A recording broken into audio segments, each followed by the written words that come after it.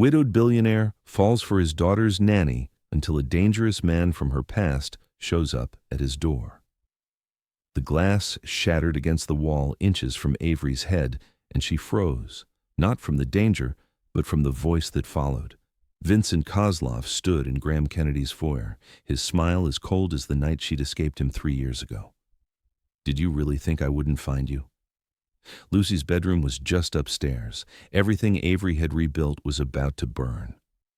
6 weeks earlier, Avery Sinclair stood before the wrought iron gates of the Kennedy estate, her fingers wrapped tight around the strap of her worn leather portfolio.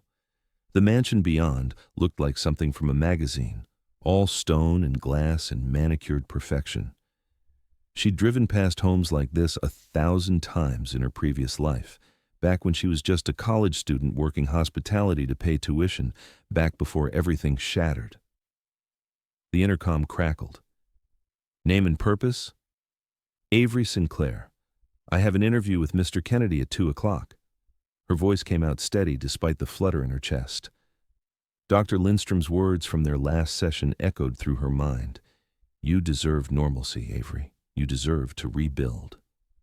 The gate swung open with a mechanical hum that made her flinch. 3 years of freedom, and she still startled at unexpected sounds. She drove her aging sedan up the curved driveway, hyper-aware of the security cameras tracking her progress. Old habits.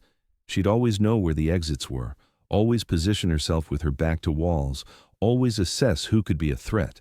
The rehabilitation program had given her the childcare certifications, the glowing references that mentioned nothing of the 3 months she'd lost to hell. They'd taught her she could be more than what had been done to her. Now she just had to convince herself. Graham Kennedy opened the door himself. That surprised her. Billionaires usually had people for that. He was younger than she'd expected, maybe mid-30s, with gray eyes that held the kind of exhaustion she recognized. The expensive suit couldn't hide the tension in his shoulders or the way his gaze immediately cataloged her, not in the way that made her skin crawl, but with the assessment of someone used to measuring people quickly. "Miss Sinclair." He stepped back, giving her space to enter. She noticed that too. Most people crowded doorways. "Thank you for coming. I'm Graham Kennedy." "Thank you for seeing me, Mr. Kennedy." She kept her voice professional, her posture open but not vulnerable. The foyer was all marble and light, the kind of space that made you feel small. She spotted 3 exits, including the front door, noted the security panel by the staircase, observed the family photos lining the wall, a blonde woman with kind eyes, a little girl with curls like sunshine. "Please, call me Graham." He gestured toward a sitting room off the main hall. "Can I get you anything? Water? Coffee?" "I'm fine, thank you." She wasn't, but accepting things from strangers still felt dangerous, even after all the therapy. They settled into chairs positioned at a comfortable angle. His choice, she realized, not across a desk like an interrogation, but not too close either. He'd done this before, knew how to make people comfortable. Or maybe he was just naturally considerate. She couldn't tell yet. "I've reviewed your credentials," Graham began, pulling out a folder. "Your references are exceptional. Specialization in childhood development, trauma-informed care practices, CPR certified, fluent in French and Spanish." He looked up, and those gray eyes were kind. "Frankly, you're overqualified for what most people would consider a nanny position." Avery chose her words carefully. "I'm looking for something meaningful, a position where I can make a real difference, not just check boxes on a corporate childcare checklist." True, as far as it went. She needed something stable, something safe, somewhere she could disappear into normalcy. "My daughter Lucy is 8, Graham said, and his whole demeanor softened at her name. "She's brilliant, curious, and has more energy than should be physically possible for one human being." A ghost of a smile. "Her mother, Catherine, passed away 2 years ago, cancer. Lucy is still processing that loss, still figuring out how to be a kid who's experienced something no child should have to face." The grief in his voice was real, worn smooth at the edges but still sharp enough to cut. Avery understood that kind of pain, the kind you learned to carry because you had no choice. "I'm sorry for your loss," she said quietly. "That must have been incredibly difficult for both of you." It was. Graham's jaw tightened almost imperceptibly. "I've tried to be present for her, but my work demands more than it should. I need someone who won't just supervise Lucy, but will see her. Someone who understands that childhood shouldn't be about perfection, but about feeling safe enough to be imperfect. Something in Avery's chest loosened. What does Lucy love to do? Graham's expression transformed. Art, primarily. She draws constantly. People, places, feelings. She's fascinated by how things grow, so we've started a vegetable garden. She asks approximately 600 questions per day, most of which I don't know the answers to. He leaned forward slightly. She's sensitive, perceptive beyond her years. She knows when I'm pretending everything is fine. I need someone who won't pretend either, who will be honest with her in age-appropriate ways. Children deserve honesty, Avery agreed, especially children who've experienced loss. They already know the world can be painful. Lying about that just teaches them they can't trust the adults around them. Graham studied her for a long moment, and Avery had the unsettling feeling he saw more than she wanted to show. You have personal experience with that. It wasn't a question, but she answered anyway. I've learned that survival requires honesty, even when it's uncomfortable, especially then. Before Graham could respond, a whirlwind of blonde curls and bright energy burst into the room. Daddy, I finished my math homework and… Oh, the girl stopped short, taking in Avery with open curiosity. Hi, are you the new nanny? Lucy Kennedy, where are your manners? Graham's tone was gentle reproof. Sorry. But Lucy didn't look sorry. She looked delighted. Hi, I'm Lucy. Are you here for the nanny job? The last one kept calling me sweetheart in this super fake voice, and she wouldn't let me climb trees because I might ruin my dress. I don't even like dresses. Avery felt a genuine smile tug at her lips for the first time in weeks. Hi, Lucy. I'm Avery, and I think trees are meant for climbing, regardless of what you're wearing. Lucy's face lit up like sunrise. Really? See, Daddy, I told you the dress thing was dumb. She plopped down on the couch next to her father with the casual physicality of a child who knew she was loved. What's your favorite color? Lucy, Graham started. It's okay, Avery interrupted softly. She looked at the girl, at the intelligence in her gray eyes, her father's eyes, and the way she held herself with a confidence that didn't quite hide the vulnerability underneath. I don't really have one favorite color. I think all colors are important because they mean different things depending on when you see them. Blue can be peaceful like the sky or sad like crying. Red can be angry or excited. Green can be new growth or deep forests. Lucy's eyes went wide. That's the best answer anyone's ever given me. Most people just say pink or whatever. She tilted her head, studying Avery. You're different from the other nannies Daddy interviewed. You're prettier, and you don't talk to me like I'm stupid. Lucy, Graham's voice held a warning, but Avery could see he was fighting a smile. You're clearly very intelligent, Avery told her. Why would I talk to you like you're not? Can we keep her? Lucy asked her father. Please? She gets it. Graham met Avery's eyes over his daughter's head, and something passed between them, an understanding, a recognition. What do you say, Miss Sinclair? Would you like to give us a trial week? See if this is the right fit? Avery knew she should be cautious, knew she should maintain professional distance, knew she shouldn't let herself care too much about the lonely billionaire and his grieving daughter, but looking at them together, at the tenderness between them and the hope in Lucy's eyes, she felt something shift inside her, something that felt dangerously like hope. I'd be honored, she heard herself say. Lucy launched herself off the couch with a whoop of joy. Yes, can we start tomorrow? Can Avery take me to school? Can we work on my art project? How about we let Avery catch her breath first? Graham suggested, but his eyes never left Avery's face. Why don't you go show her the playroom in your room so she knows where everything is? Come on! Lucy grabbed Avery's hand with the unself-conscious trust of childhood, tugging her toward the stairs. Wait until you see my rock collection. And I have this microscope that Daddy got me for my birthday, and we can look at basically anything under it. Did you know butterfly wings have tiny scales? They're so cool. As Lucy dragged her through the house, chattering about everything from her favorite books to the proper way to make a peanut butter sandwich, Avery felt the careful walls she'd built start to crack. This child, with her boundless curiosity and transparent emotions, was already working her way past every defense Avery had constructed. and when she glanced back at the doorway and saw Graham watching them with something soft and vulnerable in his expression, she realized the danger wasn't just Lucy. It was both of them. It was the way this house felt like it could be a home, the way these people felt like they could be family, the way her heart insisted on hoping, despite everything she'd survived. Dr. Lindstrom would probably say this was healthy, that allowing herself to connect was part of healing. But standing in Lucy's bedroom, surrounded by artwork and books and evidence of a childhood that was both privileged and genuine, Avery felt terrified, because Vincent Kozlov was still out there, and everything she was beginning to care about could be destroyed in a heartbeat. The first week passed in a blur of morning routines, school pickups, homework help, and the comfortable chaos of life with an 8-year-old. Lucy was exactly as advertised, brilliant, exhausting, and completely charming. She asked questions about everything from why the sky was blue to whether Avery thought plants had feelings. She had strong opinions about cereal brands and required exactly 3 bedtime stories each night, no more, no less. Avery fell into the rhythm more easily than she'd expected. The structure helped. Wake at 6, prepare Lucy's breakfast and lunch, walk her through getting ready for school, drive her to the private academy 20 minutes away, return to manage household tasks and prepare for the afternoon. Pick up Lucy, help with homework, prepare dinner, supervise bath and bedtime.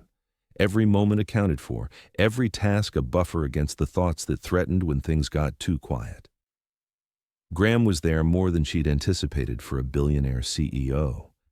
He made it home for dinner most nights, appeared at breakfast to read the paper while Lucy chattered at him, came home at reasonable hours instead of working until midnight. She saw the effort it took him, the way he'd glance at his phone with barely concealed frustration before silencing it and returning his attention to his daughter. They developed an unspoken partnership. Avery handled the daily logistics while Graham provided the emotional anchoring Lucy needed. When Lucy had nightmares about her mother, Graham was the one who held her. When she struggled with fractions, Avery found creative ways to make them make sense. They moved around each other with surprising ease, learning each other's patterns, communicating in glances and half-finished sentences. It was dangerous, this domesticity, this feeling of rightness. On Friday evening, Avery was helping Lucy with an art project when Graham appeared in the doorway of the playroom. He'd loosened his tie and rolled up his shirt sleeves, looking younger and somehow more approachable than he did in his full CEO armor. "How's the masterpiece coming?" "We're making a collage about family," Lucy explained, not looking up from where she was carefully gluing photos to poster board. "See, this is Mommy, and this is you, and this is me, and this is Nana. That's Mommy's mom. She lives in Boston, but we video chat every week.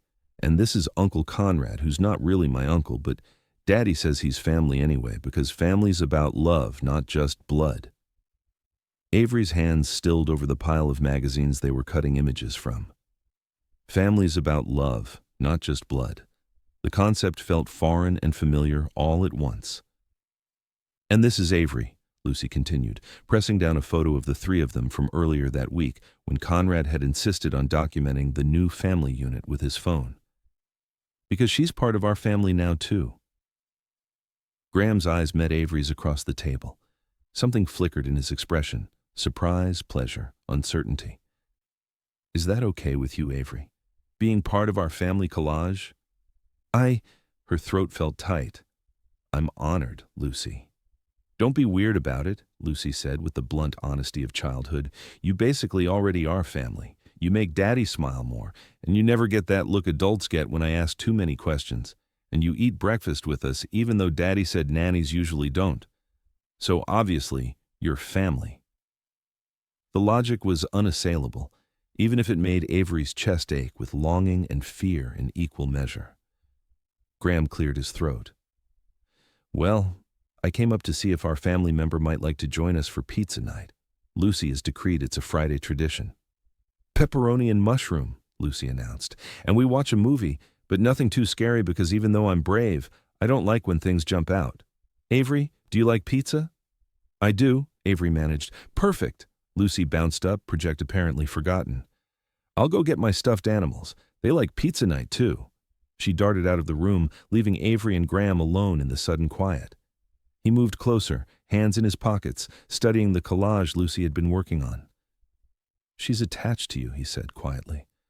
"I hope that's not uncomfortable. I can talk to her about boundaries if—" "No," Avery surprised herself with the vehemence. "No, please don't. She's—" She struggled to find words. "She's wonderful, open and honest and exactly who she is without apology. I don't want to do anything that makes her hide that." Graham's expression softened. "She sees people clearly, always has. Catherine used to say Lucy could spot a lie from across the room." He paused. "She's right, you know. You do make me smile more.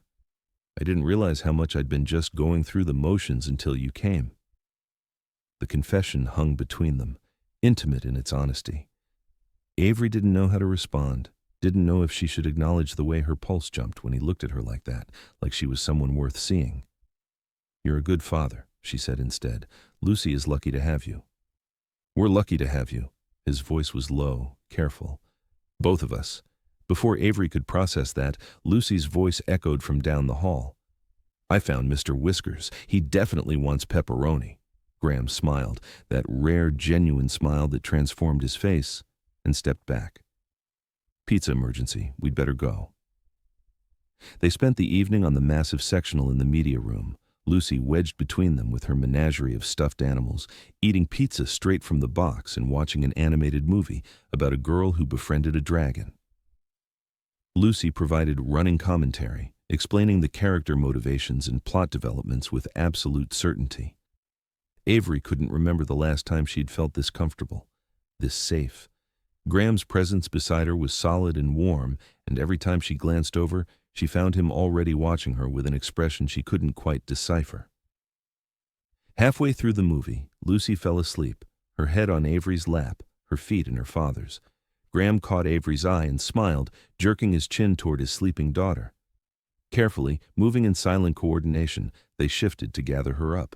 Graham scooped Lucy into his arms, and Avery followed them upstairs, turning down the bed covers while he settled his daughter into bed. They moved through the bedtime routine together, Lucy stirring just enough to brush her teeth and change into pajamas before crawling back under the covers. "Love you, Daddy," she mumbled, already half asleep again. "Love you too, sweetheart." Graham pressed a kiss to her forehead. "Love you, Avery," Lucy added, grabbing Avery's hand. "Thanks for family night." Avery's vision blurred with unexpected tears. "Sweet dreams, Lucy." In the hallway, with Lucy's door cracked to let light from the hall filter in, Graham and Avery stood close together in the dimness. She should leave, should go to her small apartment over the garage, should maintain the professional boundaries that were already hopelessly blurred. "Thank you," Graham said softly, "for tonight, for this week, for being exactly what she needed." "She's easy to love," Avery replied before she could stop herself. His eyes held hers in the shadows. "So are you." The words settled between them, heavy with implication. Avery's pulse hammered in her throat. This was dangerous territory, the kind that led to hoping for things she couldn't have, to forgetting that her past was a loaded gun pointed at anyone who got too close. "Graham, I know," he interrupted gently. "I know this is complicated. I know we should be careful. But I also know that I look forward to seeing you every morning, that hearing your laugh makes my whole day better, that watching you with Lucy makes me believe in things I thought I'd lost." He reached up, hesitated, then let his hand fall without touching her. "I'm not asking for anything you're not ready to give. I just wanted you to know. You matter. To both of us." Avery should step back, should recite all the reasons this was impossible, should remember Vincent's cold eyes and the 3 months of hell and the fact that monsters didn't stop hunting just because you built a pretty new life. Instead, she heard herself whisper, "You matter too. Both of you. More than I should let you." His smile was sad and hopeful all at once. "Good night, Avery." "Good night, Graham." She walked to her apartment on shaking legs, closed the door, and leaned against it, fighting the urge to cry or scream or both. In 1 week, these two people had worked their way past every defense she possessed. In 1 week, she'd started to hope again. And to hope, Avery knew from brutal experience, was the most dangerous thing of all. Chapter 2. Week 2 brought a shift in their dynamic that was both subtle and seismic.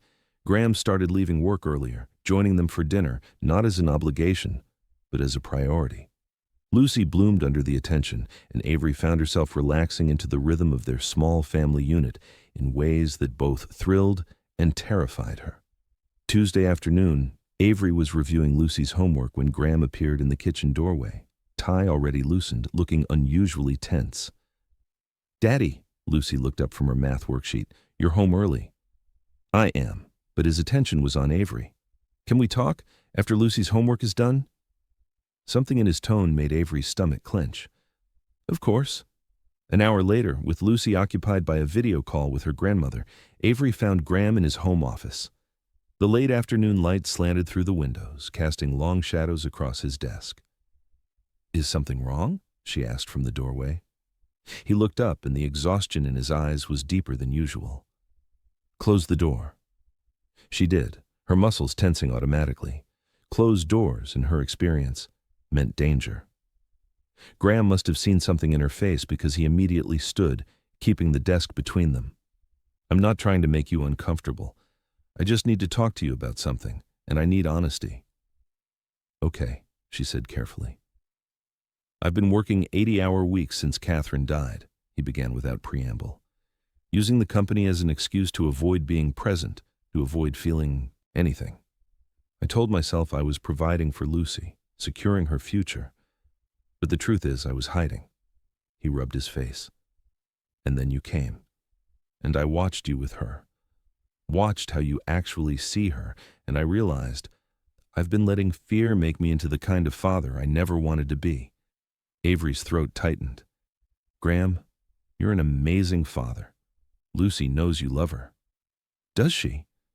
"Because I'm not sure I've shown her that love matters more than my next board meeting or acquisition." He leaned against the desk. "I've made a decision. I'm restructuring my schedule, delegating more, setting hard boundaries on my time, because I have exactly 10 more years before Lucy's an adult, and I don't get this time back." That's wonderful," Avery said, meaning it. "There's more." His gray eyes held hers.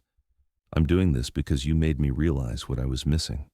Because watching you care for my daughter with such complete presence made me see my own absence clearly." He took a breath. "And because I need to be honest about something else.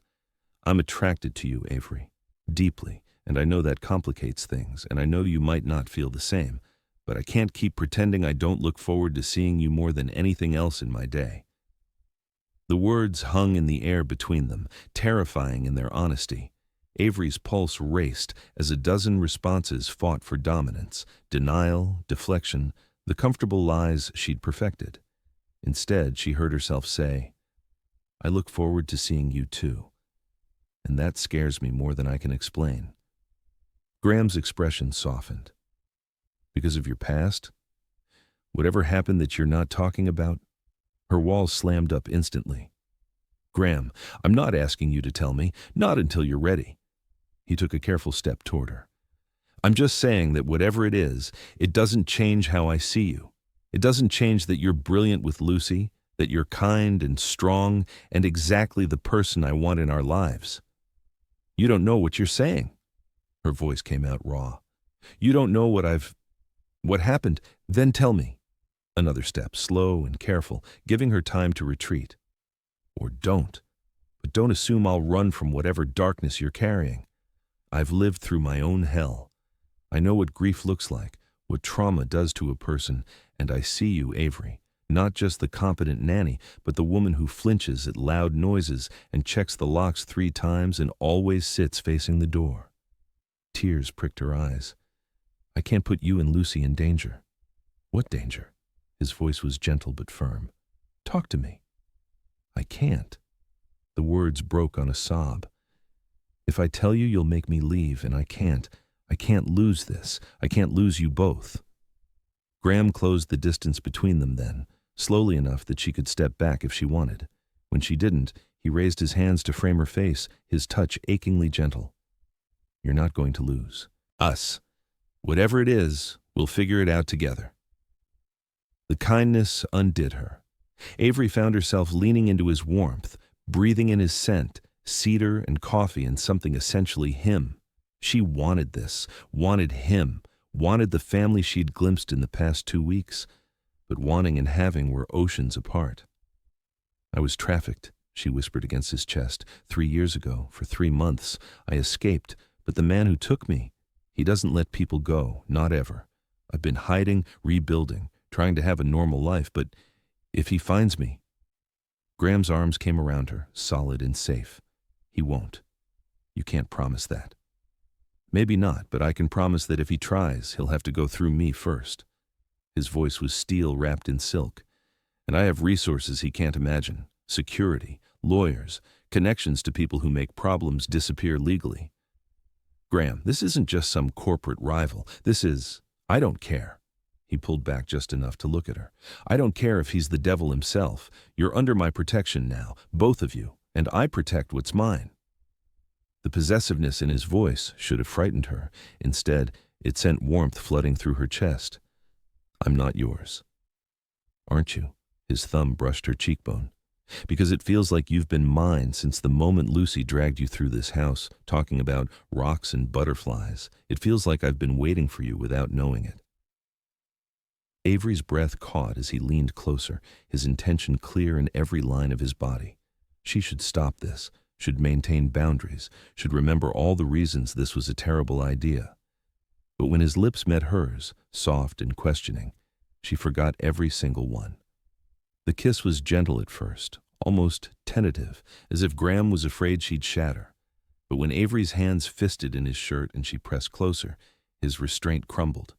He kissed her like she was air and he'd been drowning, like she was salvation and second chances, like she was everything he'd thought he'd lost. When they finally broke apart, both breathing hard, he pressed his forehead to hers. "We should probably talk about this." "Probably," Avery agreed, dizzy with want and fear and something that felt dangerously like joy. "Daddy?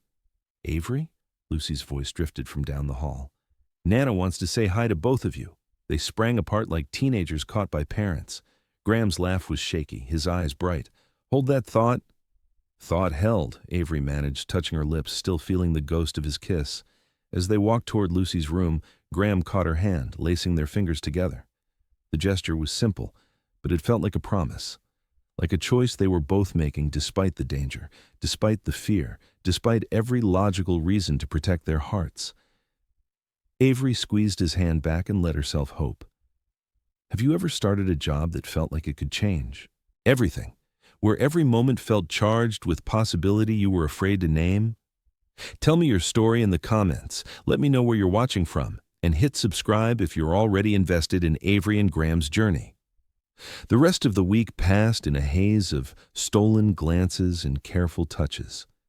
They didn't kiss again, but the awareness between them was electric. Every time Graham's hand brushed hers passing Lucy's lunchbox, every time their eyes met across the dinner table, Avery felt the pull of something inevitable building between them. Friday afternoon, Graham came home to find Avery and Lucy in the garden, both covered in dirt, laughing as they planted tomatoes. He stood in the doorway watching them, and when Avery looked up and saw his expression, tender and hungry all at once, her whole body responded. "Join us," she called, trying to sound casual. He loosened his tie and rolled up his sleeves, dropping to his knees beside them in the dirt without hesitation. Lucy immediately put him to work, directing where each plant should go with the absolute authority of an 8-year-old. They worked together until the sun started setting, until Lucy was yawning and Graham's expensive pants were ruined and Avery couldn't remember ever being this content. "Bath time, sweetheart," Graham told his daughter. "Can Avery help?" Lucy asked.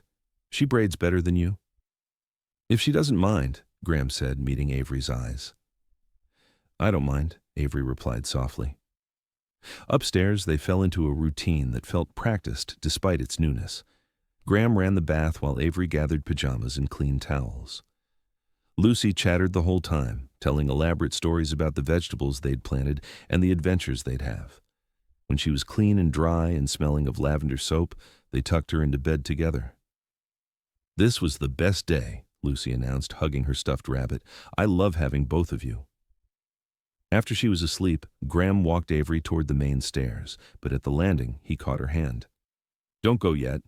Graham, just talk, I promise. His smile was crooked. Unless you don't want to just talk?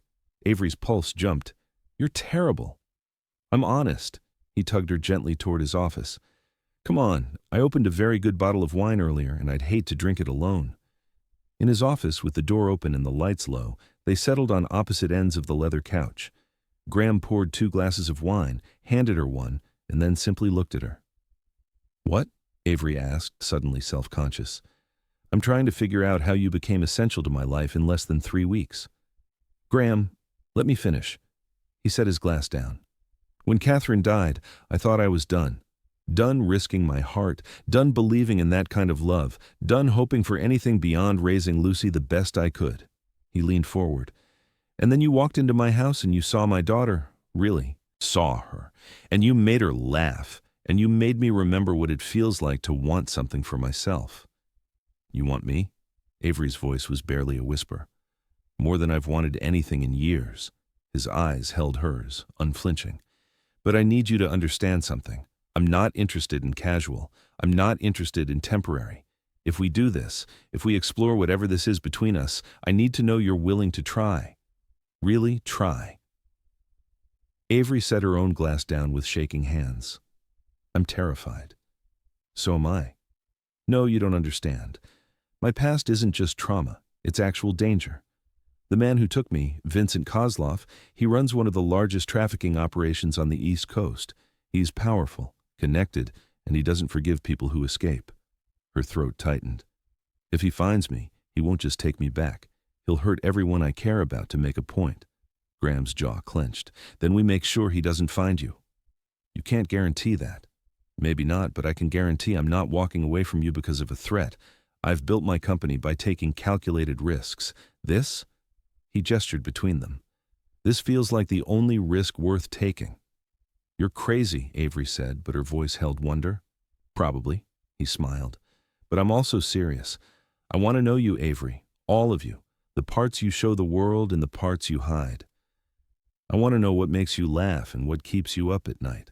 I want to know your dreams and your fears and everything in between. Why? The question came out plaintive. Because when I look at you, I see someone who survived hell and came out fighting. I see someone who's gentle with my daughter, but fierce in protecting her. I see someone who checks the locks and faces the door, but still chooses to be brave enough to stay. He reached across the space between them to take her hand. I see someone worth knowing, worth protecting, worth loving. Avery's tears spilled over. I don't deserve this. That's the trauma talking, Graham said firmly. You deserve everything good this world has to offer. You deserve safety and kindness and love. You deserve someone who sees your strength and your vulnerability and treasures both. Graham, he pulled her closer, and she went, collapsing against his chest as the sobs came. He held her through it, one hand stroking her hair, murmuring nonsense comfort into the crown of her head. When she finally quieted, he tilted her face up to his. Better? She nodded, embarrassed. I'm sorry, I don't apologize for feeling things. His thumb wiped away the last of her tears. That's what healing looks like. Messy and hard and real. You sound like Dr. Lindstrom. Your therapist? Yeah, she'd probably approve of this, of you. Avery managed a watery smile. She's been telling me for months that I need to let people in. Smart woman. Graham pressed a soft kiss to her forehead. It's late. You should get some rest. But neither of them moved. The air between them felt charged, weighted with possibility. When Avery looked up and found his eyes dark with want, her breath caught. Or, she heard herself say, I could stay. His whole body tensed. Avery, I know what I'm saying. She reached up to touch his face, marveling at the roughness of his 5 o'clock shadow against her palm. I'm choosing this. Choosing you. Even though it scares me, even though it's probably too soon, even though every logical part of my brain is screaming that this is a terrible idea. It is a terrible idea, Graham agreed roughly. You work for me. You've been through hell. We should wait, should be careful, should... She kissed him to shut him up, and the careful control he'd been maintaining shattered. His hands came up to frame her face as he kissed her back with desperate intensity, all pretense of restraint abandoned. They moved together urgently, her hands in his hair, his arms tight around her waist, both of them trying to get closer. "Upstairs," Graham managed against her mouth. Lucy might." "Yes." Avery pulled back just enough to breathe. "Your room." The vulnerability in his eyes nearly undid her. "Are you sure? We can stop any time. I need you to know that. No pressure, no expectations." "I'm sure." She took his hand. "Show me." They moved through the house in charged silence, up the stairs, past Lucy's closed door to the master suite at the end of the hall. Graham's room was surprisingly personal, photos of Lucy at various ages, books stacked on nightstands, a guitar in the corner that suggested hidden depths. "You play?" Avery asked, needing to break the tension. "Badly." His smile was crooked. "Catherine used to say I played like I was murdering cats, but Lucy likes it so." The mention of his late wife should have felt awkward, but somehow it didn't. It felt honest, like an acknowledgement that their pasts had shaped them both. "I want you to know," Graham said quietly, standing in the middle of his room looking uncertain. "This space has been mine alone since she died. No one else has been here. If that makes you uncomfortable—" "It doesn't." Avery closed the distance between them. "It makes me feel honored." She reached for him then, and he met her halfway, his kiss slow and thorough, like he was memorizing her. His hands were careful as they traced her shoulders, her spine, asking permission with every touch. When he reached the hem of her shirt, he paused. "Tell me if anything is too much." "I will." She pulled her shirt over her head, her hands only shaking slightly. "I trust you." The words seemed to undo something in him. He kissed her again, deeper this time, his hands mapping her skin with reverent attention. When they finally made it to the bed, he took his time, learning what made her gasp, what made her arch into his touch, what made her forget to be afraid. "You're beautiful," he murmured against her collarbone. "Every part of you." Avery's scars, some visible, most not, felt less like shame under his gaze and more like testament to survival. When his fingers traced a mark on her ribs, she tensed, but he simply pressed a kiss there, gentle and affirming. "You're safe," he whispered. "I've got you." The intimacy built slowly, a dance of give and take, of learning each other's rhythms.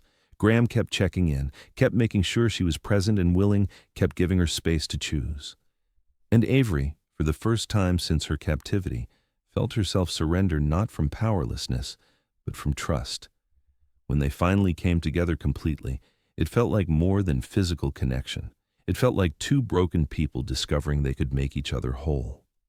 Time seemed to blur as they moved together, finding a rhythm that felt inevitable, like they'd been made to fit this way.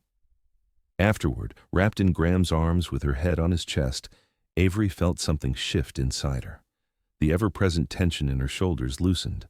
The hypervigilance that never quite turned off finally quieted. "You okay?" Graham's voice rumbled through his chest. "Better than okay." She pressed a kiss over his heart. "I didn't know I could feel like this again. Safe, whole, chosen." His arms tightened around her. "You are chosen. By me. By Lucy. By yourself. Because you chose to stay, to try, to be brave. I love you." The words slipped out before she could stop them, but she didn't regret them. "I know it's fast and probably crazy, but I do. I love you." Graham rolled them so he could see her face, his expression fierce with emotion. "I love you too. God, Avery, I love you so much it terrifies me. The thought of losing you, of you walking away, of anything happening to you." She silenced him with a kiss. "I'm not going anywhere. Promise. I promise." And in that moment, in his arms, in his bed, in his life, she meant it. They fell asleep tangled together, hearts beating in sync, both of them daring to hope that maybe, just maybe, they could have this, that love could be enough. Week 3 brought a new normal. Avery moved between her apartment and Graham's room with increasing frequency, though they were careful to maintain propriety when Lucy was awake. The deception felt wrong. Lucy was too perceptive to fool for long, but they weren't quite ready to explain the shift in their relationship. Lucy, predictably, figured it out anyway. "Are you and Daddy boyfriend-girlfriend now?" she asked one afternoon while they made cookies. Avery fumbled the measuring cup. What makes you ask that? Because he smiles at you the way he used to smile at Mommy in the old photos.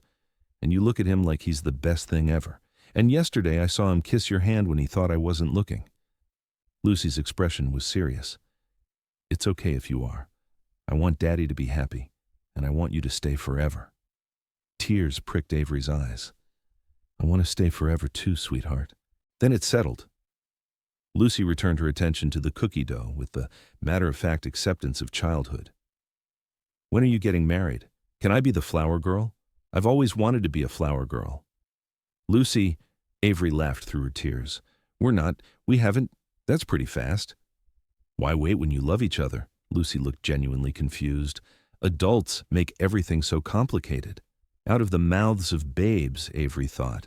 That evening, after Lucy was in bed, Avery found Graham in his office. He looked up when she entered, and his whole face softened. Hey, you. Hey, yourself. She closed the door and leaned against it. Lucy knows about us. Graham's eyebrows rose. How did she? She's your daughter. Of course she figured it out. Avery moved to perch on his desk. She also asked when we're getting married and demanded to be the flower girl. Of course she did. Graham pulled her into his lap and she went willingly. And what did you tell her? That adults make everything complicated. He laughed against her neck. Wise woman. His arms tightened around her waist. For what it's worth, I've thought about it. Marrying you. Probably too soon to admit that, but there it is. Avery's pulse jumped. Graham? I'm not proposing. Not yet. But I want you to know, this isn't casual for me. This isn't some rebound or distraction. You're it, Avery. You and Lucy are my whole world now. Even with all my baggage, all the danger I bring? Especially with it. He pressed a kiss to her temple. Because your baggage is part of what makes you you, and the danger? We'll handle it. Together. Avery wanted to believe him, wanted to trust that love could be enough, that they could build something lasting despite the shadows from her past. But a small, persistent voice in the back of her mind whispered warnings. Vincent Kozlov didn't forgive. He didn't forget. And sooner or later, he would come looking. The storm rolled in on a Friday night, 3 weeks to the day after Avery started working for the Kennedys. Lucy was at her grandmother's house for a rare sleepover, giving Graham and Avery a weekend alone together, their first since becoming involved. They'd planned dinner out, maybe a movie, normal couple things. But when the weather report predicted severe thunderstorms, they'd opted to stay in. Graham ordered Thai food while Avery found a movie neither of them had seen. They were curled up on the couch, Avery tucked against Graham's side, when the first crack of thunder rolled across the sky.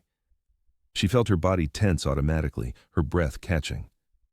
Hey, Graham's arms came around her immediately. You okay? Fine. But her voice was thin, strained, just loud. Another rumble, closer this time. Avery's hands started shaking. Talk to me, Graham said gently. What's happening? It's stupid. She tried to pull away, embarrassed. I should be over this by now. Trauma doesn't work on a timeline. He kept his hold loose, giving her space to flee if she needed. What do you need?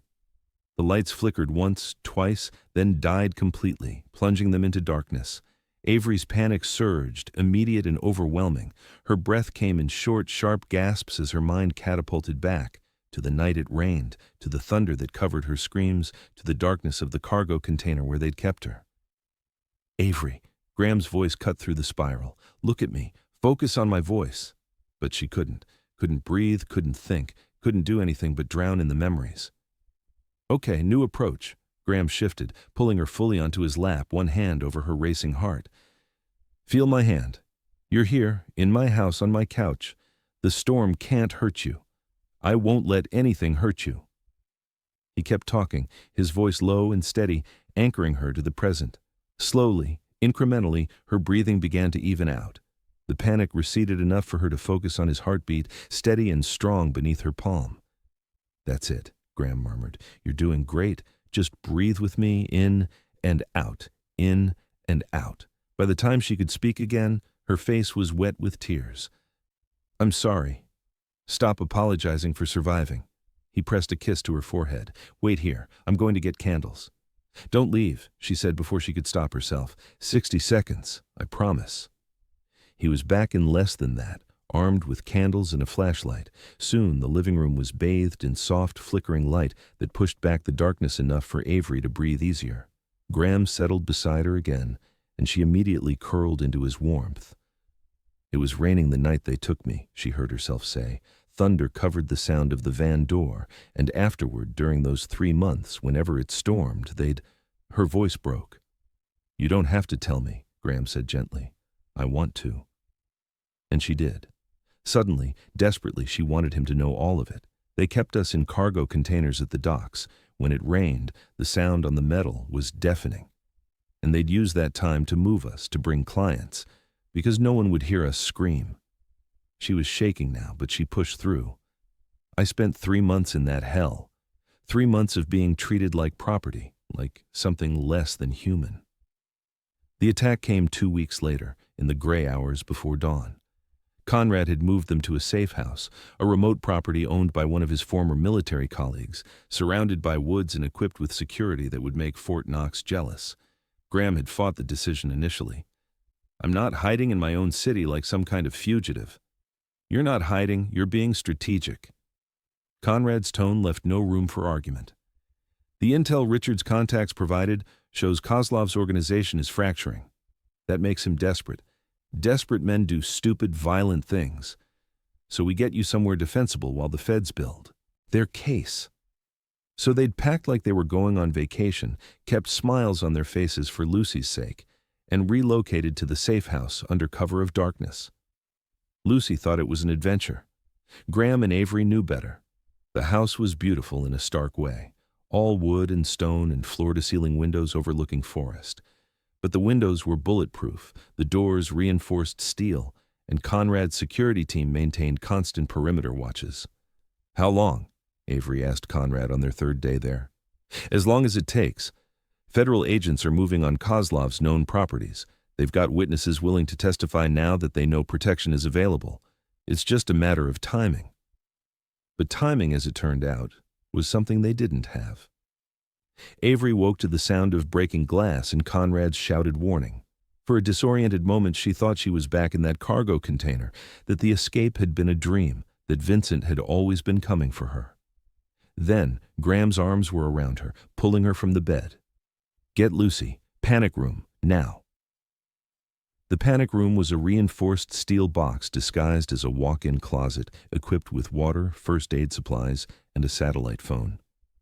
Avery ran to Lucy's room, scooped the sleepy child up, and carried her as fast as she could while Graham covered their retreat. "What's happening?" Lucy's voice was small, frightened. "Remember how we talked about being brave?" Avery's hands were shaking as she keyed in the panic room code. "Right now we need to be very brave and very quiet." They tumbled inside, just as the sounds of fighting erupted from the main floor. Gunfire, shouts, the unmistakable sounds of violence. Lucy buried her face in Avery's shoulder, trembling. "Where's Daddy?" "He's with Uncle Conrad. They're keeping us safe." Avery held her tight, one hand over the child's exposed ear to muffle the sounds. "We just need to wait here quietly. Can you do that for me?" Lucy nodded against her chest, and Avery felt her own heart shatter. This child should never have had to be this brave, should never have had to know this kind of fear. And it was all Avery's fault. The fighting seemed to last forever, but probably only took minutes. Eventually, the gunfire stopped. Avery held her breath, listening for any sound that would tell her who had won. Then, a voice that made her blood turn to ice. "Avery!" Vincent Kozlov's accent was thicker than she remembered, his tone conversational, despite having just orchestrated a home invasion. "I know you're in there somewhere, and I know you're not alone." Lucy whimpered, and Avery's arms tightened around her. Through the panic room's security monitor, she could see Vincent standing in the hallway, flanked by 2 armed men. He looked exactly as she remembered. Cold eyes, expensive suit, the kind of stillness that came from absolute certainty in his own power. "The child complicates things," Vincent continued, speaking to the closed door, as if he knew exactly where they were. "I had planned a simple retrieval, but now I have leverage, yes? You come out quietly, and I let the little girl live. You make me work for it, and she suffers for your selfishness." "Don't listen to him," Avery whispered to Lucy, even as her own mind raced through impossible calculations. She couldn't let him hurt Lucy, couldn't let this child pay for her mistakes. But stepping out meant going back to that hell, and she didn't know if she'd survive it again. "I'm going to count to 10, Vincent said. "If this door isn't open by then, I start breaking things, starting with your boyfriend's fingers." Graham. Where was Graham? Was he hurt? Dead? Avery's vision blurred with tears. 1. Lucy was counting 2, her small voice barely audible. Avery realized she was using the breathing technique they'd practiced, trying to stay calm. This 8-year-old child was being braver than Avery had ever been. 2. 3. Avery made a decision. She couldn't let them hurt Lucy or Graham, couldn't let her past destroy the only family she'd ever chosen. She reached for the door controls. 4. "Avery, what are you doing?" Lucy's eyes were huge. "I'm protecting you, sweetheart. No matter what happens next, I need you to know you and your daddy are the best things that ever happened to me." 5. She moved Lucy to the far corner, made her cover her ears again, took a shaking breath and prepared to open the door. 6. The wall exploded. Not the panic room door, the exterior wall behind Vincent. Graham came through like an avenging angel, followed by Conrad and what looked like half a SWAT team. The element of surprise was total. Vincent's men went down under a wave of tactical assault before they could even raise their weapons. Vincent himself tried to run, but Graham was faster. He took the trafficker down with a brutal tackle that spoke to years of rage and protective fury finally unleashed. "You don't touch them," Graham snarled, his forearm across Vincent's throat. "You don't even think about them." Federal agents swarmed in, pulling Graham off before he could do permanent damage. They cuffed Vincent while reading him his rights, the words surreal against the backdrop of the demolished wall. Conrad appeared at the panic room door. "It's over. You can come out now." Avery's legs wouldn't work. She sat on the floor, clutching Lucy, unable to process that it was really finished. Then Graham was there, pulling them both into his arms, and Avery finally let herself break. The sobs came from somewhere deep, 3 years of terror and grief and desperate hope all releasing at once. Graham held her through it, one arm around her and the other cradling his daughter, murmuring promises and reassurances. "He's done," Graham said fiercely. "Federal trafficking charges, kidnapping, attempted murder, multiple witnesses. He's never getting out." "How?" Avery managed through her tears.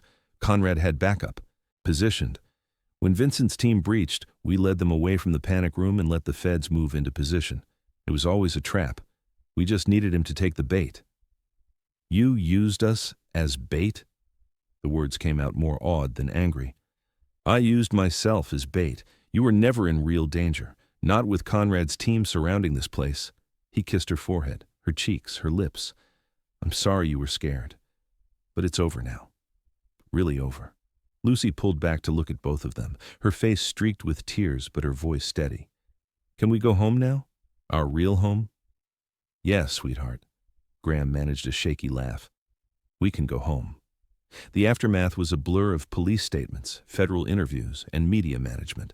Conrad's contacts ensured that Avery's identity remained protected in official reports. She was listed only as a confidential witness in the case against Vincent Kozlov and his organization. The trial, when it came 3 months later, was swift and decisive. Multiple victims testified, emboldened by Avery's courage and the promise of federal protection.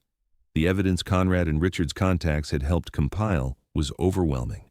Vincent Kozlov received multiple life sentences without possibility of parole. Avery attended the sentencing. Graham and Conrad flanked her as the judge read the verdict. When Vincent looked at her one final time, she met his gaze unflinchingly. She was not the broken girl he'd tried to destroy. She was a survivor, a fighter, a woman who'd found family and love and the strength to reclaim her life. "You took 3 months from me," Avery said during her victim impact statement. 3 months of hell I'll never forget. But you don't get to take my future. You don't get to define who I am. I'm more than what you tried to make me. I'm a daughter, a partner, a mother to a little girl who deserves to see that survival is possible, that healing is possible, that life after trauma is possible. She looked at Graham and Lucy in the gallery, at the family she'd built from ashes. "You tried to destroy me. Instead, you made me appreciate every moment of freedom, every act of love, every second chance I've been given. so thank you for failing. And goodbye forever." Walking out of that courtroom, Graham's hand in hers and Lucy skipping ahead, Avery felt lighter than she had in 3 years. The monster was caged, the threat was gone. Her future stretched out before her, bright with possibility. That evening, back at the Kennedy mansion that finally felt like home, without the shadow of fear, Graham found Avery in the garden where they'd planted tomatoes all those weeks ago. "Hey, you." He wrapped his arms around her from behind. She leaned into his warmth. "Hey yourself. How are you feeling?" "Free." The word tasted like hope. Finally. Completely free. He turned her to face him, his gray eyes soft. "I have something to ask you, and before you say anything, know that you can absolutely say no. There's no pressure, no expectations." "Graham," she pressed a finger to his lips. "Ask me." He dropped to one knee, pulling a small velvet box from his pocket. "Avery Sinclair, you came into my life when I'd given up on happiness. You gave my daughter a mother who sees her, truly sees her. You taught me that love isn't about protecting someone from the world, but standing beside them as they face it with courage." His voice roughened with emotion. "Will you marry me? Will you be my wife, Lucy's mother, my partner in everything?" "Yes." The word came out choked with tears. "Yes, absolutely yes." He slipped the ring on her finger. Simple, elegant, perfect. And then he was kissing her, and she was laughing and crying, and it was perfect. "Can I tell Lucy?" Graham asked against her lips. "Let's tell her together."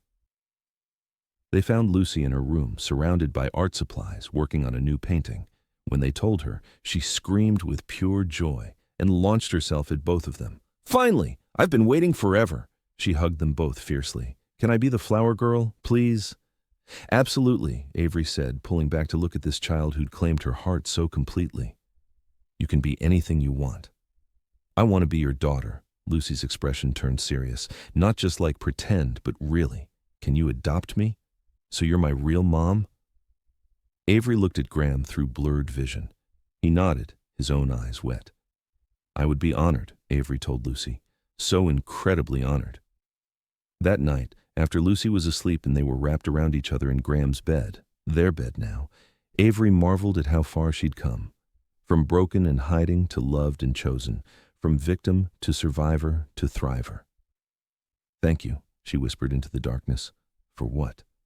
"For seeing me, for staying, for fighting for me when I didn't know how to fight for myself." Graham pulled her closer. "Thank you for being brave enough to stay, for choosing us, for letting yourself be loved." They fell asleep like that, holding each other, the past finally quiet, the future bright with promise. Chapter 3. The following week settled into a rhythm that felt almost normal. Graham was true to his word about restructuring his schedule. He worked from home more often, attended Lucy's school events, and made dinner with them a non-negotiable part of his day. Conrad Peterson, Graham's head of security, became a regular presence as well, quietly upgrading the mansion's security systems while maintaining a friendly rapport with Lucy. "Uncle Conrad!" Lucy would squeal when he arrived, usually with some small gift, a rock she'd like for her collection, a book about insects, a new art supply. He'd ruffle her hair and trade jokes with her before getting down to business with Graham. Avery liked Conrad. He was observant without being intrusive, protective without being overbearing, and he treated her with the same respect he showed Graham. More importantly, he never asked about her past. If Graham had told him, and Avery suspected he had, Conrad gave no indication of judgment. "The new cameras are installed," Conrad reported one evening, while Lucy showed Avery her latest art project upstairs. "Full perimeter coverage, facial recognition enabled, alerts go directly to my phone and yours." Graham nodded, his expression grim. "And the background check on that name I gave you?" "Still working on it. Vincent Kozloff is careful. Layers of shell companies, legitimate business fronts, powerful friends in low places." Conrad's voice was matter-of-fact. "But I've got contacts working the federal angle. If we can build a case, get him on RICO charges or trafficking violations, we can put him away permanently." "How long?" "Months, maybe longer. These things take time." Graham's frustration was evident. We might not have months. Then we make sure Avery and Lucy are protected in the meantime. That's what you pay me for." When Avery came downstairs later, Graham was staring out the window, tension radiating from every line of his body. She slipped her arms around him from behind, pressing her cheek between his shoulder blades.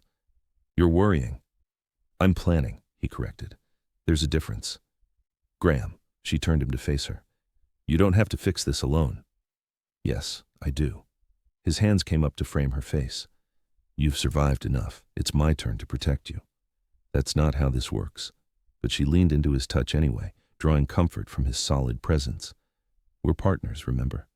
We face things together." "Together," he agreed, though his eyes held shadows she couldn't quite read. Week 6 started normally enough. Avery took Lucy to her Tuesday ballet class while Graham attended a board meeting downtown. They stopped at the grocery store on the way home, Lucy chattering about an upcoming recital, while Avery navigated the aisles with practiced efficiency.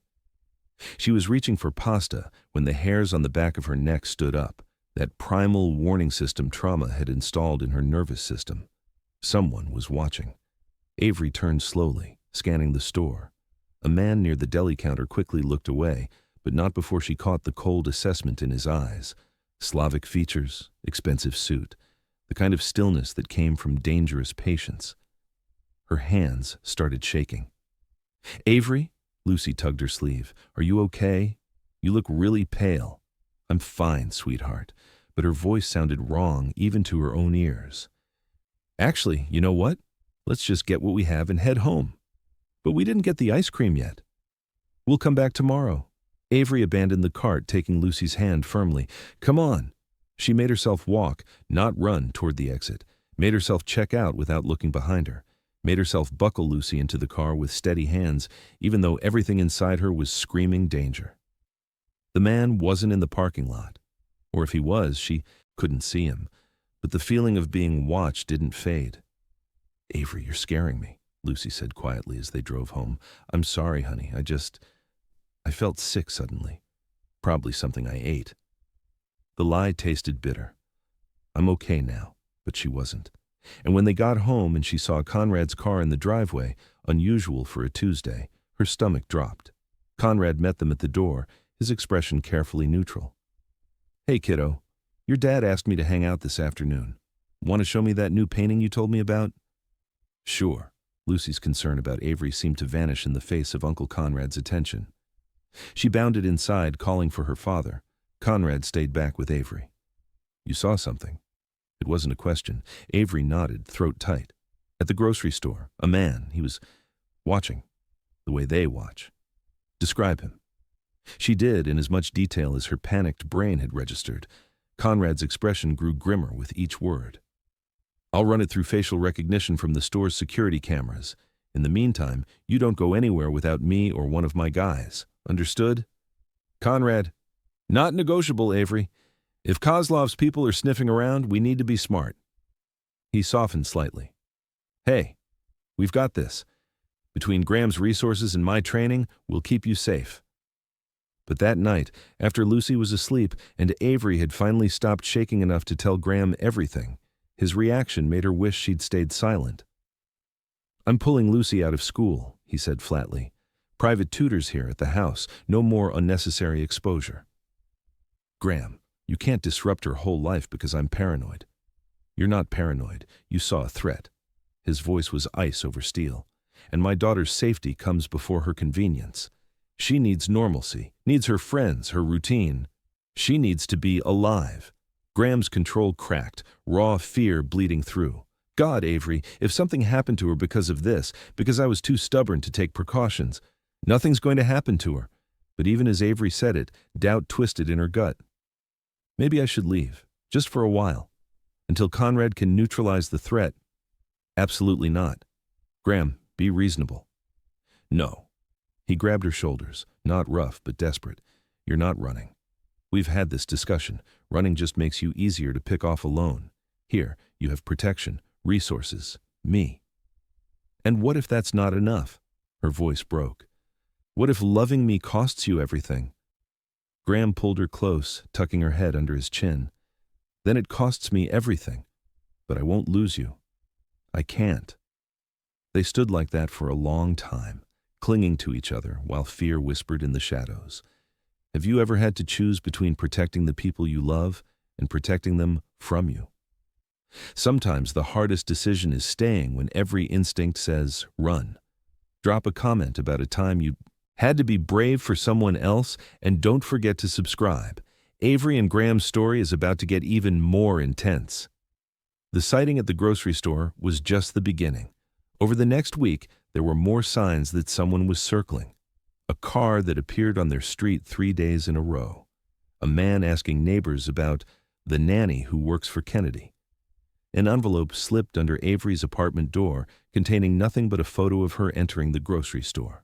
No message, no demands, just the photo and the implicit threat. I know where you are. Conrad moved 2 of his security team into the guest house. Cameras went up on every corner of the property. Graham hired a second driver, so someone was always available to transport Lucy safely. Their beautiful home began to feel like a fortress, and Lucy, perceptive as ever, noticed. "Why is Uncle Conrad here all the time now?" she asked over dinner one evening. "And why do I have to have someone drive me to Emma's house instead of you, Avery?" Graham and Avery exchanged glances. They'd agreed to tell her age-appropriate truths, but determining what was appropriate when your 8-year-old's life was potentially in danger was impossible. "There are some people who might want to hurt Avery," Graham said carefully, "so we're being extra careful to make sure everyone stays safe." Lucy's eyes went wide. "Bad people? Like kidnappers?" "Sort of," Avery said quietly. "I was hurt by some bad people before I came to work for your dad. They might be looking for me. That's why we're being so careful." To her credit, Lucy didn't panic. She processed the information with her characteristic seriousness, then nodded. "Okay, so we stick together and let Uncle Conrad help, and the bad people don't win." "That's exactly right," Graham said, his voice rough with emotion. But that night, after Lucy was asleep, Graham made a phone call that changed everything. "I need to see you," he said into the phone, his tone leaving no room for argument. "Tomorrow, your office. This isn't a request, Richard." Avery looked up from where she was trying to read, dread pooling in her stomach. "Richard Davenport? He knows people. Has connections in circles I'd rather not personally navigate." Graham's jaw was set. "If anyone can tell me how to make a problem like Kozlov disappear, it's Richard." "Graham, no. You can't get involved with people like that. The cost is worth it." He came to kneel in front of her, taking her hands. "I'd burn my entire empire to ash if it meant keeping you and Lucy safe. Do you understand that? There is nothing I wouldn't sacrifice for you two." Tears spilled down Avery's cheeks. "I don't want you to have to." "Then let me handle this my way." He pressed a kiss to her knuckles. "Trust me, please." She did trust him. That was the terrifying part. Richard Davenport's office was all glass and steel and calculated intimidation. Graham walked in with the confidence of a man who'd built his fortune through intelligence and calculated risk. But Avery, watching from the car with Conrad, could see the tension in his shoulders. "This is a mistake," she muttered.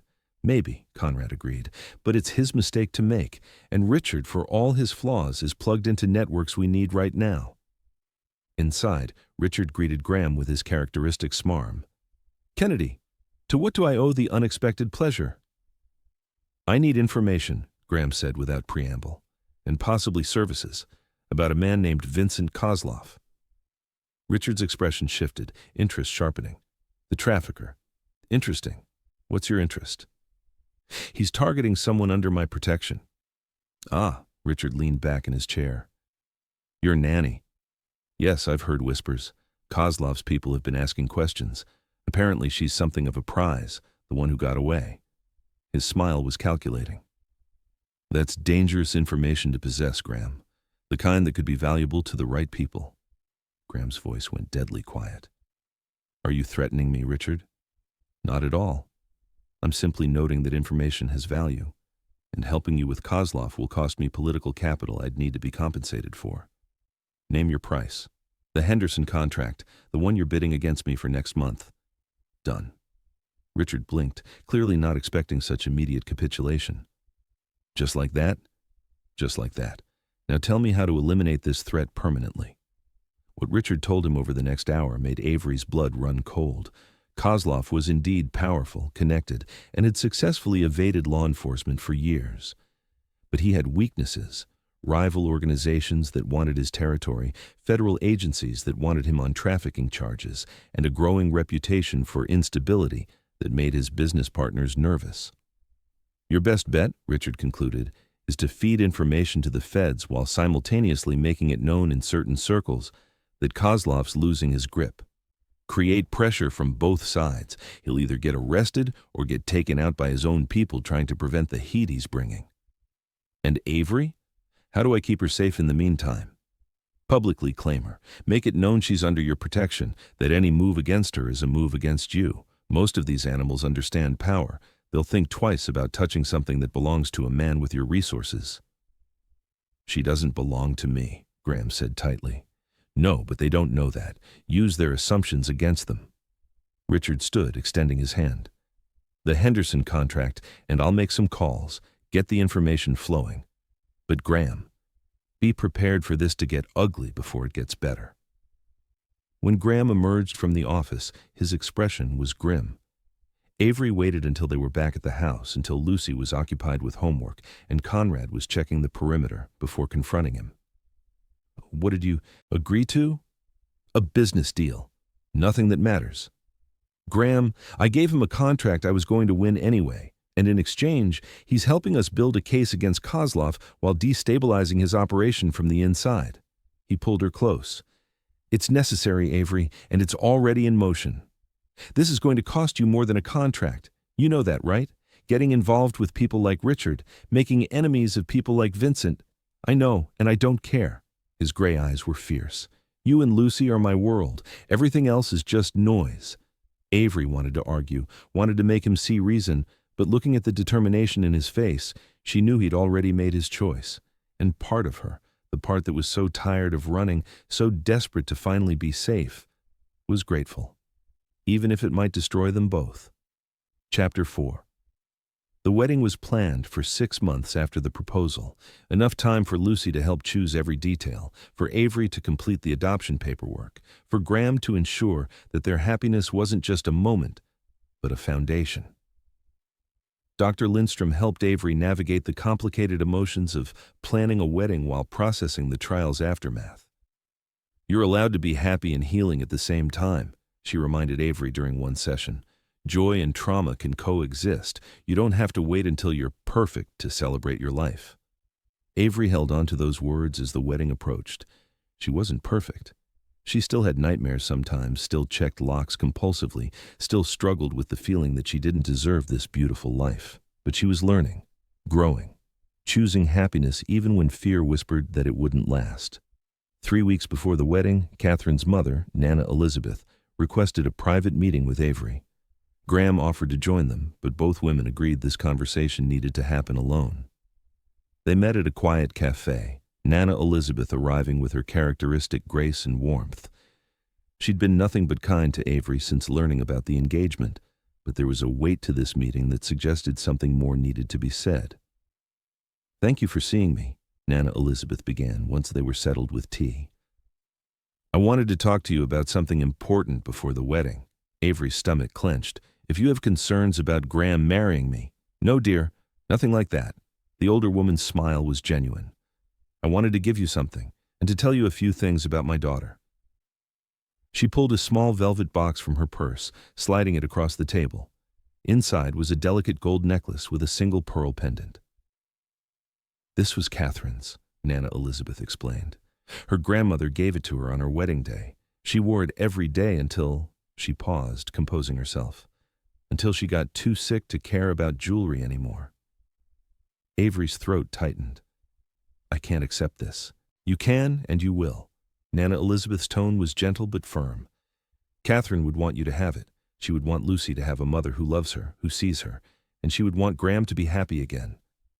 You can't know that. I can, actually, because Catherine told me. At Avery's shocked expression, Nana Elizabeth continued, in those final weeks, when she knew she was losing her battle with cancer, she made me promise something. She said, Mom, when Graham finds someone new, and he will, because he deserves happiness. Don't you dare make her feel like she's competing with a ghost. Don't make her feel second best. Make her feel welcomed and loved, because she'll be giving my baby girl something I can't anymore. A mother's love. Tears streamed down Avery's face. She said that?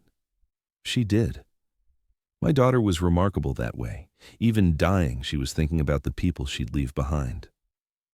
Nana Elizabeth reached across to take Avery's hand.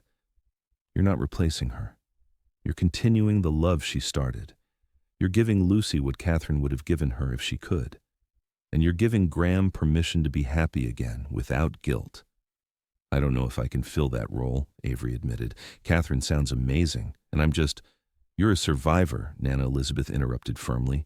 You're a woman who faced hell and came out fighting. You're someone who looks at my granddaughter with the same fierce, protective love I see in Graham's eyes. You're exactly who they need. Avery looked down at the necklace, at this tangible connection to the woman whose family she was joining. Will you help me put it on for the wedding? I'd be honored. They spent the next hour talking about Catherine, not the saint grief had made her into, but the real woman with flaws and dreams and the kind of love that transcended death. By the time they parted, Avery felt like she'd been given a gift far more precious than jewelry. She'd been given permission to love Graham and Lucy without guilt, to build a future that honored the past without being imprisoned by it. The wedding day arrived with perfect spring weather, sunshine and a gentle breeze that smelled of roses from the garden where they'd decided to hold the ceremony. They'd kept it small, intimate, just family and close friends in the Kennedy backyard, which had been transformed into something magical. Avery stood in the master bedroom, their bedroom, looking at herself in the mirror. Her dress was simple but elegant, cream-colored silk that flowed like water. Catherine's necklace rested against her collarbone. Her hair was loose, the way Graham liked it, with small flowers woven throughout. You look like a princess, Lucy burst into the room in her flower girl dress, pale pink with layers of tulle that she'd insisted on. The best princess ever. You look pretty spectacular yourself, sweetheart. Avery turned to admire her soon-to-be daughter. Are you ready? I've been ready forever. Lucy grabbed her hand. Come on. Daddy's waiting and he looks really nervous and it's kind of funny. They walked downstairs together, Lucy practically vibrating with excitement. At the back door, Conrad was waiting to walk Avery down the makeshift aisle. He looked sharp in his suit, his usual tactical demeanor softened by genuine emotion. You look beautiful, he said gruffly. Graham's a lucky man. I'm the lucky one, Avery replied, squeezing his arm. The ceremony was a blur of perfect moments. Walking toward Graham and seeing his expression transform, awe and love and barely restrained tears. Lucy preceding her, scattering rose petals with theatrical enthusiasm. The small gathering of people who'd become family rising to their feet. But mostly, Avery remembered Graham. The way he looked at her like she was everything. The way his hands shook slightly when he took hers. The way his voice roughened on the vows they'd written together. Avery Sinclair, Graham began, his gray eyes locked on hers. You walked into my life when I'd convinced myself that darkness was all I had left. You showed me that love doesn't end. It transforms, it expands, it makes space for new joy without erasing old grief. You gave my daughter a mother who sees her brilliant, beautiful soul. You gave me a partner who faces fear with courage, who chooses vulnerability as an act of strength, who teaches me every day what real bravery looks like. His thumb brushed her knuckles as he continued. I promise to stand beside you, not in front of you. To hold your hand through nightmares and celebrate your victories. To honor your past without letting it define your future. To love you not despite your scars, but including them, because they're part of what makes you the strongest person I know. I promise to choose you every day in every way for as long as we both live. Avery's turn. She took a shaking breath, looking at this man who'd given her back her life. Graham Kennedy, I came to you broken, hiding, convinced I didn't deserve happiness or safety or love. You saw past my walls to who I really was. Not a victim, not a project, but a person worth fighting for. You taught me that protection doesn't mean control, that love doesn't mean losing yourself, that family is built through choice as much as blood. She glanced at Lucy, who was crying happy tears, then back to Graham. I promise to be your partner in everything, in raising our daughter, in building our life, in facing whatever challenges come. I promise to let you love me, even when I'm afraid, to choose courage over fear, hope over doubt, presence over running. I promise to love Lucy as fiercely as you do, to honor Catherine's memory by giving our daughter the childhood she deserves, and I promise to choose you every single day with everything I am. The officiant smiled through her own tears. By the power vested in me, I now pronounce you husband and wife. Graham, you may kiss your fee, bride. Graham pulled her close, one hand cradling her face, and kissed her with such tenderness and passion that the small crowd erupted in cheers. When they finally broke apart, both breathless and grinning, Lucy launched herself at them. You're married! You're really married! I have a mom now! They scooped her up between them, the three of them holding each other as family and friends applauded. In that moment, wrapped in the arms of her husband and daughter, Avery felt something she'd thought she'd lost forever. Complete, perfect peace. The reception was exactly what they'd wanted, casual, joyful, full of laughter and love. They ate dinner under string lights as the sun set, danced to music that ranged from classical to pop, and celebrated not just a wedding, but a family coming together. Graham and Avery's first dance was to a song Lucy had helped choose, something about new beginnings and second chances. As they swayed together, Graham leaned close to whisper in her ear. How does it feel, Mrs. Kennedy? Like coming home, Avery replied, resting her head on his shoulder. Like choosing life. Like everything I survived was leading me to you. I love you. He pressed a kiss to her temple. Today, tomorrow, always. Always, Avery echoed, letting herself believe it. Later, when Lucy insisted on a family dance, the three of them swayed together in the middle of the floor, laughing as Lucy stood on Graham's feet and Avery held them both. It was messy and imperfect and absolutely perfect. As the evening wore down and guests began to leave, Avery found herself in the garden, the same garden where Graham had proposed, where they'd planted vegetables that first week, where so many important moments had unfolded. Dr. Lindstrom found her there, elegant in her evening attire. How are you doing, really? Avery considered the question seriously. I'm happy. Scared sometimes because happiness feels so fragile when you've lost it before. But mostly, I'm happy. That's all I ever wanted for you. Dr. Lindstrom smiled. You've done incredible work, Avery, not just surviving but thriving, building a life that honors your strength without being defined by your trauma. I couldn't have done it without you. You could have. It just would have taken longer. The therapist squeezed her hand. But I'm glad I got to be part of your journey. Watching you reclaim your life has been one of the great privileges of my career. After she left, Graham found Avery still in the garden, staring up at the stars. Hiding from our own wedding? His tone was teasing. Just taking it all in. She turned to face him. Graham, I need to tell you something. His expression shifted to concern. What's wrong? Nothing's wrong. Everything's right. That's what scares me. She took his hands. I keep waiting for the other shoe to drop, for this to be taken away, for something to prove that I don't get to have this kind of happiness. Avery, let me finish. She squeezed his fingers. I know that's the trauma talking. I know Dr. Lindstrom would tell me that's a normal response to everything I've been through. But I also know that I don't want to spend our marriage waiting for disaster. I want to choose joy, choose presence, choose us every single day. Graham pulled her close, one hand cradling the back of her head. Then choose us. Choose to believe that this is real, that it's lasting, that you deserve every moment of happiness we build together. I'm trying. That's all I ask. Just keep trying. And when it gets hard, when the fear gets loud, remember, you're not alone anymore. You have me. You have Lucy. You have a whole life full of people who love you. They stood like that for a long moment, holding each other under the stars before heading back inside to their celebration, their daughter, their future. 1 year later. The Kennedy household had settled into a rhythm that felt as natural as breathing. Lucy was thriving in third grade, still asking 600 questions a day and filling the house with art projects and laughter. Graham had found better balance between work and family, making it home for dinner most nights and prioritizing weekends for family adventures. And Avery had found her calling. Working with Dr. Lindstrom and several advocacy organizations, she'd begun speaking publicly about trafficking survival, helping to raise awareness and funds for rehabilitation programs. Using her story to help others had transformed her relationship with her past. It was no longer just trauma, but testament to resilience. On a random Tuesday evening, with Lucy at a friend's house for a playdate and Graham working late, Avery found herself in the nursery they'd been slowly preparing. She stood in the center of the room, one hand resting on her growing belly, marveling at the life taking shape inside her.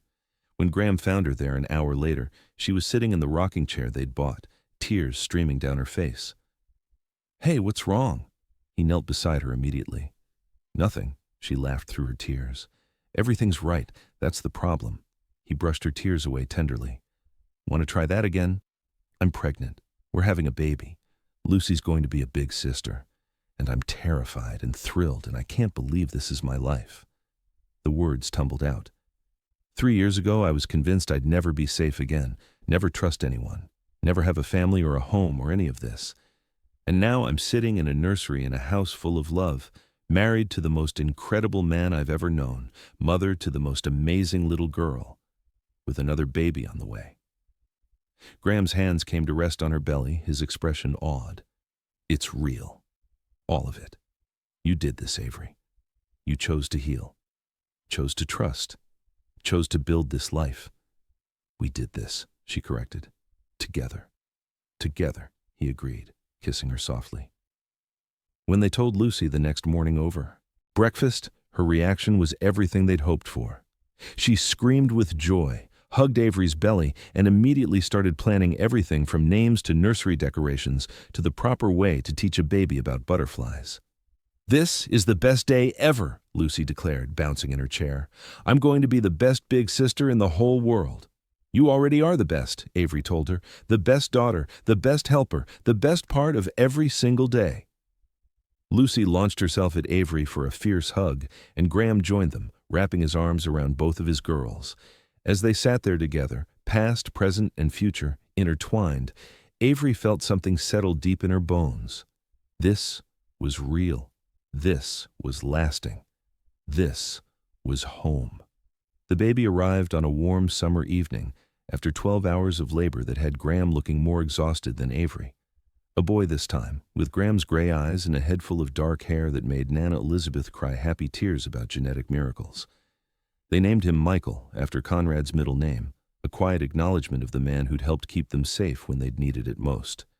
Michael Graham Kennedy, born into love and safety, with a sister who doted on him from the first moment, and parents who marveled at the miracle of his existence. Lucy, true to her word, was the best big sister imaginable. She helped with everything from diaper changes to bottle feeding to entertaining Michael with elaborate puppet shows. Watching her with her brother, seeing the gentle care she took with him, Avery understood viscerally what it meant to break cycles. Lucy would grow up knowing she was loved, safe, valued. Michael would never doubt his place in the world, and Avery would spend the rest of her life ensuring that her children had the childhood she'd been denied, full of laughter and security, and the unwavering knowledge that they were chosen, treasured home. 5 years after that, Avery stood in the kitchen of their home, their beautiful, chaotic, love-filled home, making dinner while Lucy helped Michael with his kindergarten homework at the table. The tomato plants they'd planted all those years ago had long since been harvested and replanted, a cycle of growth that mirrored their family's evolution. Graham came home at his usual time, loosening his tie as he walked through the door. Michael launched himself at his father with the enthusiasm only a 5-year-old could muster, while Lucy, now a sophisticated 13, rolled her eyes affectionately but still got up for her hug. "How was everyone's day?" Graham asked, his arms full of children. As they took turns sharing their daily adventures, Avery watched her family with a full heart. Lucy was becoming a remarkable young woman, brilliant, creative, kind. Michael was pure joy in miniature form, curious about everything and afraid of nothing. And Graham was exactly the partner she'd needed, the father their children deserved, the man who'd taught her that love could be safe and steady and enduring. After dinner, after homework and baths and bedtime stories, after the house finally quieted, Avery and Graham found their way to their bedroom. They'd developed a ritual over the years, 10 minutes before sleep where they just talked, reconnected, reminded each other of the life they'd built. "I've been thinking," Graham said, pulling her close, "about that first interview, when you walked into my house looking terrified, but trying so hard to be brave." "I was terrified," Avery admitted, "of everything. The job, you, the possibility of hoping again. And now? Now I'm still scared sometimes, still have nightmares occasionally, still check the locks." She smiled against his chest. "But mostly, I'm just grateful. For you, for our children, for this beautiful, imperfect, absolutely perfect life we've built." "I love you, Avery Kennedy," Graham said, the words as fresh as the first time he'd said them. "I love you too," Avery replied. "Today, tomorrow, always." They fell asleep like that, as they had countless times before, holding each other while their children slept safely down the hall, the past finally quiet, the future bright with promise. And Avery Sinclair Kennedy, survivor, mother, wife, advocate, finally understood what Dr. Lindstrom had been trying to teach her all those years ago, that healing isn't about forgetting the past, but about refusing to let it steal your future. That love isn't a reward for being perfect, but a choice to be made every single day. That home isn't a place, but a feeling you build with the people who see you, choose you, and hold you through the darkness until you can find your own light. She'd survived hell. She'd rebuilt herself from ashes. She'd chosen hope when despair would have been easier. And in doing so, she discovered that the most courageous thing a person can do is keep living, keep loving, keep choosing joy even when the world tries to convince you that you don't deserve it. Because everyone deserves it. Everyone deserves safety and love and the chance to build a life that honors their strength without being defined by their scars. Everyone deserves a home. And Avery had finally found hers. Avery Sinclair Kennedy's story reminds us that our past doesn't define our future. Our choices do. She survived unimaginable trauma, but she didn't let it steal her capacity for love, trust, and hope. Graham Kennedy learned that protecting the people we love doesn't mean shielding them from the world, but standing beside them as they face it with courage. Together, they proved that healing is possible, that love after trauma is real, that family can be built from broken pieces. Lucy gained not just a mother, but a model of resilience and strength. And Avery discovered what she'd thought was lost forever, the ability to feel safe, to trust completely, to choose vulnerability as an act of courage. Their journey wasn't easy. It required Graham to face his fears of losing someone he loved again. It demanded Avery confront her abuser and reclaim her voice. It asked them both to trust when every instinct said to guard their hearts. But they did it, together. Now I want to hear from you. Have you ever had to choose between running from your past or facing it to build your future?